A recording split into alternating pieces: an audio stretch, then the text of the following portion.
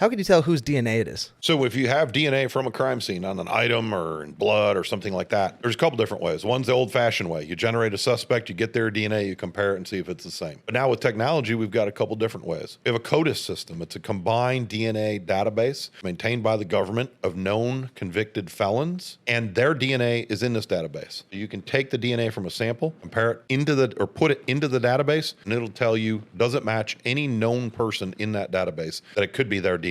Also now with these genetic testing companies like 23andMe, you can find evidence of relatives of people that could point you to the person who left the DNA. There's been a few big cases in the news where it's been solved by getting evidence of relatives and then sorting it back to who is a likely suspect based on these relatives. Now, many of those cases, though, the person that it matched was already a suspect. They just didn't have quite enough to prove it. Some of them are out of the blue, but most of them are like, well, we kind of suspected this guy.